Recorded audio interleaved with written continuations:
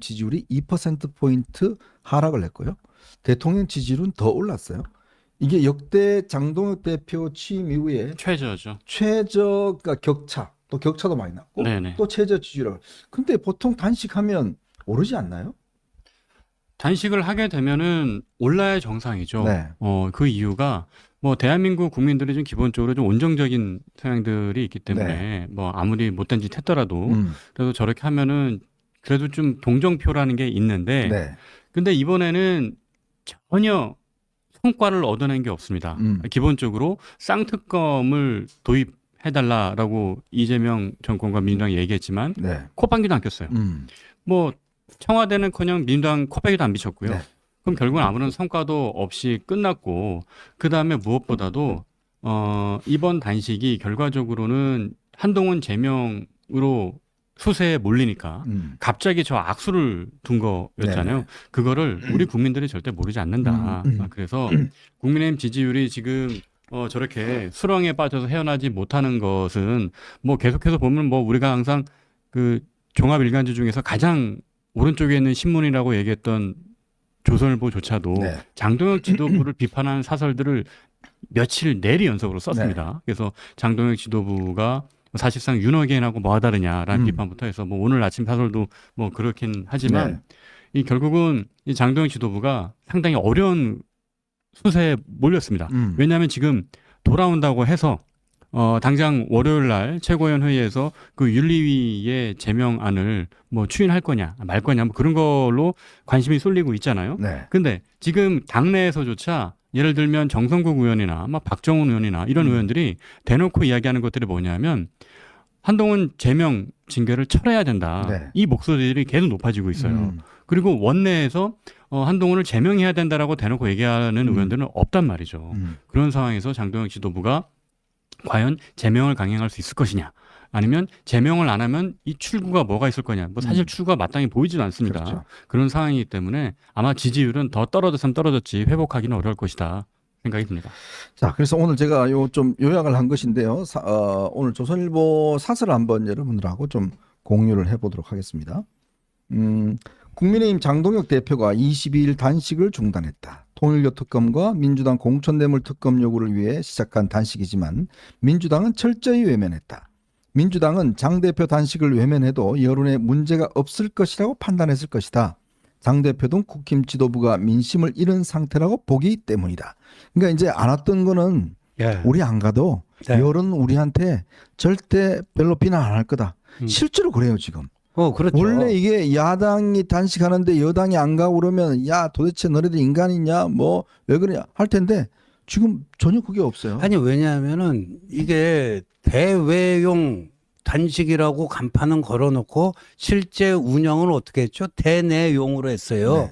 그러니까 민주당이나 뭐 청와대에서 안 온다가 아니고 한동훈 왜 안 오냐 이걸로 포커싱을 맞춰간 거 아닙니까? 네. 그리고 뭐 어제 보니까 장동혁 대표 실려 나가려고 하는데 뭐 그 옆에 장동혁 지지자들이 뭐 이상한 말 하는 거 저 영상 충격적이었어요. 한번 보고 갈까요? 네. 한번 보겠습니다. 야, 지금 실내 가면 우리 우파는 개미란 무조건 버텨야 돼. 3일만 더. 3일만 버티면 끝장나.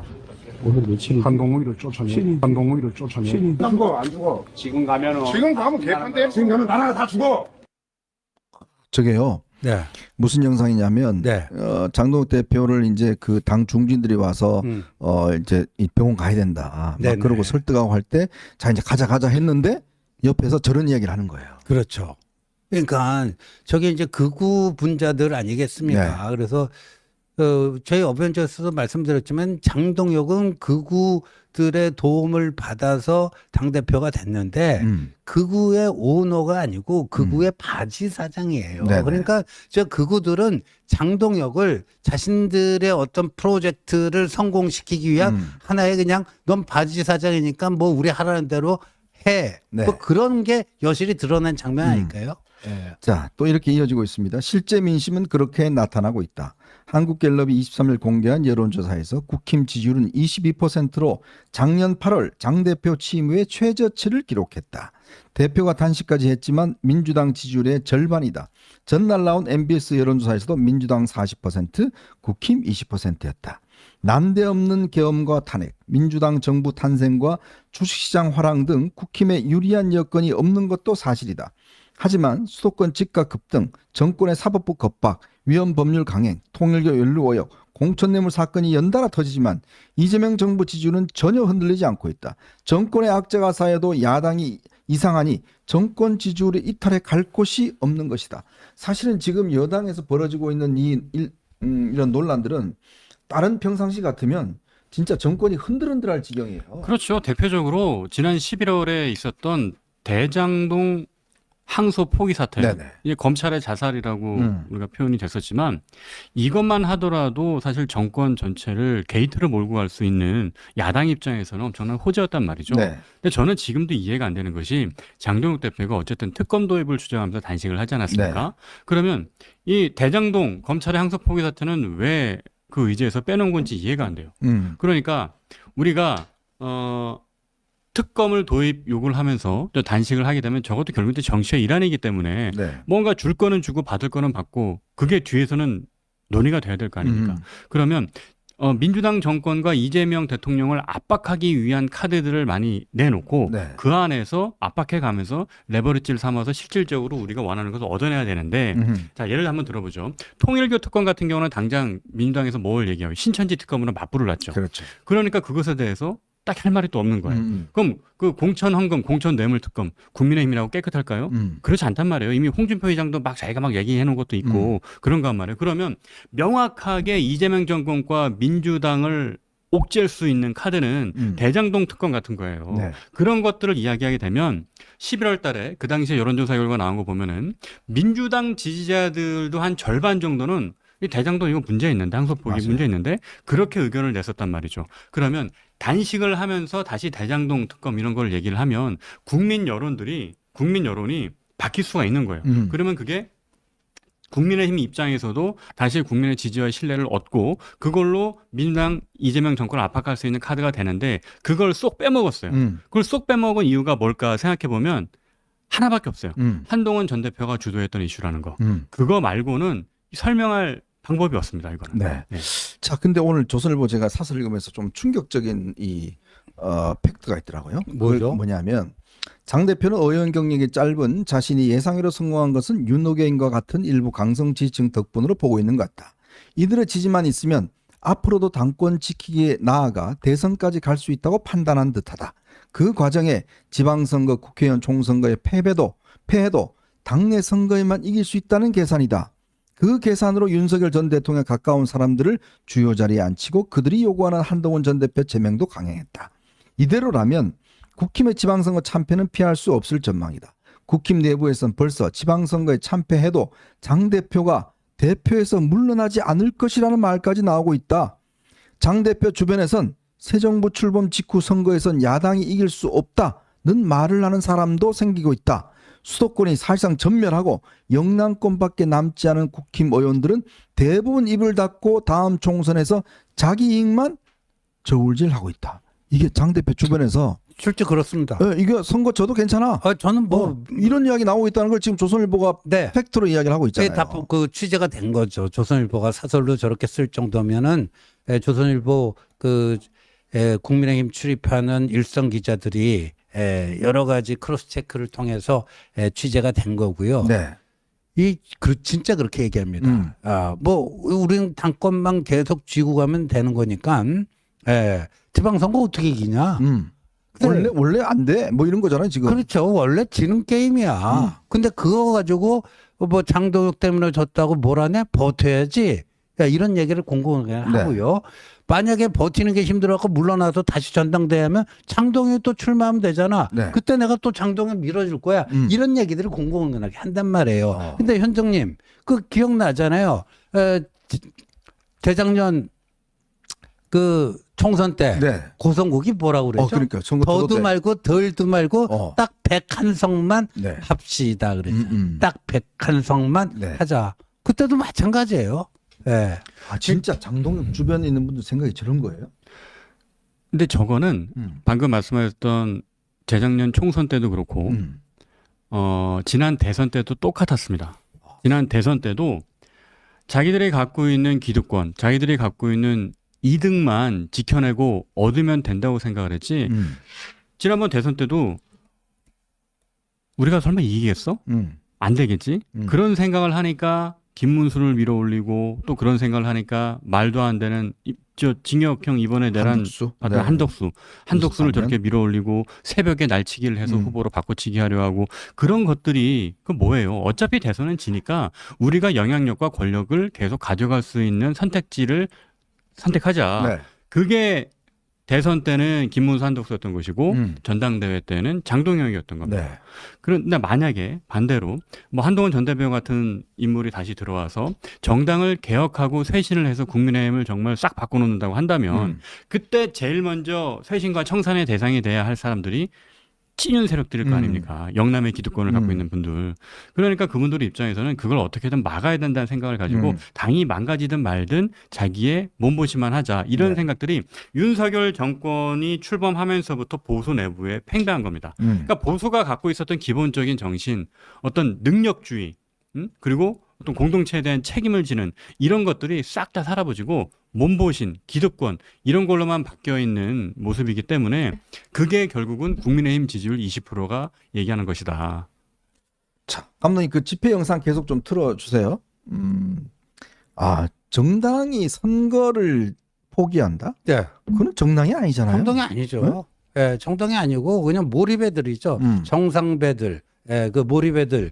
그러니까 이게요.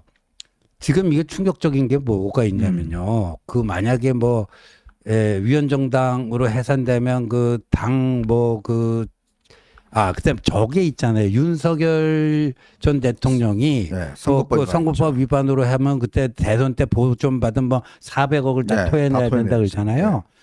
국민의힘 자산은요. 네. 400억 토해내고 나서도 몇백억이 또 남아요. 그렇다면서요. 그러니까 먹을 게 많다라고 보는 거예요, 저기에. 그러니까 당권만 쥐고 있으면은 우리가 정권은 못 잡지만 당권은 영원한 우리 거 아니냐. 그냥 우리 그냥 조그맣게 즐길 게 뭐 이거 아니에요? 그렇죠. 선거 그렇죠. 상관없고 네. 국민들 뭐 정책 같은 거 필요 없고 그냥 한동훈 딱 겨냥해서 그냥 뭐 한동훈 죽이자 이것만 해서 영남권에 그분들 그냥 지지 얻어서 우리가 영원히 그냥 우리끼리 잘 살게. 그렇죠. 그거 아니에요. 그러니까 지금 보면요. 저희가 거듭 이야기를 했지만 정책 이슈 모든 이슈가 그냥 민주당 내에서만 있어요. 자기들끼리만 논쟁을 해요. 그렇죠. 국민의힘은 아무런 변수가 안 돼요 지금. 그러니까 지금 장동혁 지도부가 이슈가 되는 일들에 대해서 뭔가 책임 있는 발언과 또 대책, 대안을 내놓는 걸 보지를 못했습니다. 네. 그리고 지금 그 장동혁 지도부의 미디어 대변인이라고 맡고 있는 뭐 네. 박미영 씨 이런 사람들이 있는데 어느 분이 그분이 페이스북에 올린 글을 한번 세봤대요. 네네. 세봤더니 자기가 어디 방송 나가는 거 일정 말고는 90%가 한동훈 욕하는 거였다고 네네. 합니다. 미디어 대변인의 역할이 그 뭔지는 아직도 저도 잘 모르겠는데 네네. 어쨌든 대변인이라는 사람은 야당의 대변인으로서 정권과 또 여당이 잘못하는 점들을 지적을 하고 국민을 설득하고 뭐 그런 것들 얘기하는 자리 아니겠습니까? 네. 근데 그렇지 않고 온갖 모든 공격과 화력이 한동훈 전 대표를 향해 있는 거예요. 장동혁 대표도 마찬가지고.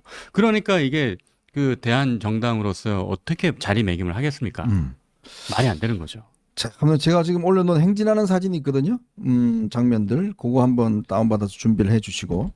자, 그래서 이렇게 이제 결론을 내리고 있습니다. 6월 지방선거에서 일방적으로 승리하면 민주당은 대통령, 국회, 지방 권력을 모두 손에 쥐게 된다. 곧 사법부까지 장악하게 된다. 입법, 사법, 행정에서 폭주하는 일당 독재 권력에 아무런 견제가 없어지는 것이다. 이런 상황은 국민에게 해롭고 정권 자체도 좋지 않다. 국힘과 장 대표는 개인의 작은 이익을 계산하기에 앞서 거대 권력을 견제할 최소한의 발판이라도 마련해야 한다는 절박감으로 야권을 통합하고 선거에 임해야 할 것이다. 라고 이제 이야기를 하고 있습니다. 그러니까요. 이게 정말 상식적인 이야기. 지금 보시는 장면이 지금 이제 배속을 높여서 지금 행진하는 모습이에요. 10배속으로 네, 한 거예요. 10배속 지금 쭉 보시면 네, 계속 지금 오고 있습니다. 계속 행진을 하고 있어요. 네. 끝이 없네요. 많은 분들께서 또 행진을 저렇게 지금 참석을 하고 계십니다. 경찰의 에스코트 하에서 많은 분들께서 이렇게 직접 행진에 나서고 계시는 장면을 아마 여러분들이 지금 보고 있는 것 같습니다. 네. 이게요. 진짜 국민에게 죄 짓는 일이에요. 아, 그렇죠. 지금 네. 조선일보 사설대로 될 가능성이 대단히 높습니다. 대단히 높고요. 저는요, 저거 그 조선일보 사설에서 다 알지만 하나 이제 노 코멘트 하고 있는 게 있어요. 그게 네. 뭐냐면은 만약에 한동훈을 찍어내잖아요. 그러면요, 이건 뭐 위헌정당 빼박이 돼버려요. 네네. 위헌정당 빼박이 됩니다. 그러니까 이 당이 존속을 못해요. 그러니까 우리는 대권 정권 안 잡아도 된다. 당권 잡고 우리가 뭐 천세 만세 우리끼리 끼리끼리 뭐 해먹으면 된다. 이거 자체가 안 되게 생겼다니까요. 근데 그 자각이 없어요. 그 자각이.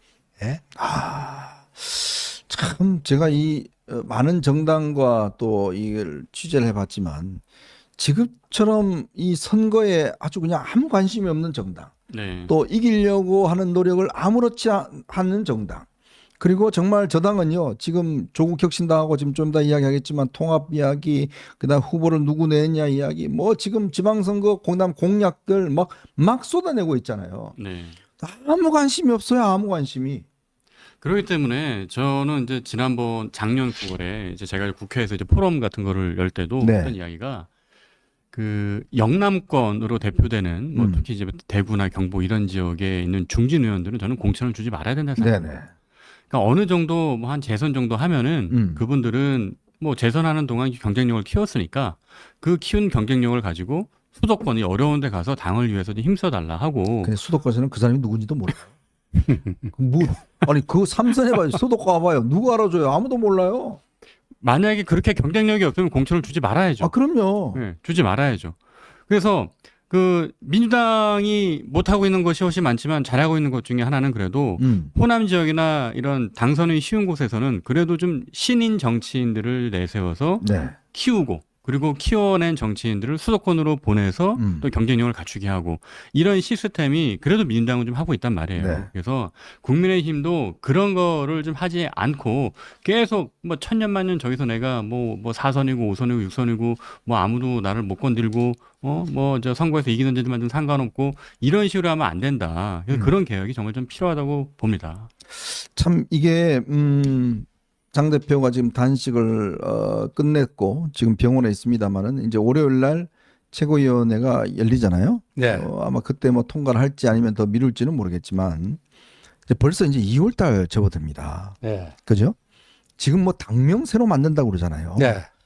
아니 당명 만들어 갖고 옛날에요 자유한국당에서 미래통합당을 만든 게 총선 2달 전이에요. 2달 전이죠. 사람들이 뭐야 이게 뭐 하는 당이야? 뭐 미통당이다. 뭐라고 불러야 될지 뭐. 그 논쟁하다가 선거 그냥 84석 폭망했어요. 아니, 근데 그때보다 지금이 훨씬 더 못한 게요. 네. 예를 들면 한동훈 찍어내고 지금 그 설 연휴 전에 새로운 당명 정하겠다는 거 아니에요. 그 한동훈 찍어낸 당이죠, 뭐 이거. 네. 찍어낸 당, 뭐라고 그러고 이렇게 그냥 조롱이 됩니다. 네. 그러니까 당명을 새로 만들면은 지금 현정님이 지적하신 그 당명이 국민 다수의 입에 익기까지도 상당한 시간이 걸려서 좋지도 않은데 아예 그게 이제 조롱거리가 된다니까요. 네. 예. 여러분 지금 앞으로의 일정을 보면요, 국민의힘한테 유리한 일정이 하나도 없습니다. 그게 뭐냐면, 자 저렇게 이제 당명이 쭉 바뀌어 왔어요. 또 이제 바꾼다는 거 아니겠습니까? 그러니까 국민들이 이제 당명 외우기도 힘들 것 같아요. 자 그리고 이제 2월달 접어들면 국민의힘에게 최악의 악재가 있습니다. 바로 2월 19일입니다. 2월 19일 날 윤석열 전 대통령에 대한 이제 내란죄 관련된 1심 판결이 있습니다. 지난번 한덕수 총리에 대해서 당시 이진관 부장판사가 12.3 계엄은 내란이다 해서 이제 12.3 내란으로 또 이름이 굳어졌어요. 네. 자, 그리고 그다음에 징역 23년을 선고를 했지 않습니까? 그렇죠. 그러면 그 내란 우두머리에 대한 이제 선고가 저는 비슷하게 나올 걸로 봐요. 네. 그러면 윤석열 전 대통령에 대해서 이제 확실한 내란 우두머리다라고 한다면 1호 당원이 내란 우두머리예요. 네. 그러면 지금 결별하지 못하는 이 당은 어떻게 되겠습니까? 그걸 어떻게 지금처럼 아무 입장도 내지 않고 대변인 그 흔한 대변인들 성명 하나 내지 않고 그냥 넘어갈 수 있을까요? 못 넘어가죠. 그래서 남아있는 시간이 이제 뭐 한 달도 채 남지 않았는데, 그러는 상황에서 지금 윤석열 어게인을 외치는 사람들로 지도부가 꾸려져 있다. 이건 네. 뭐 제 얘기가 아니고 조선일보 사설이 며칠 전에 쓴 거였어요. 장동혁 지도부는 사실상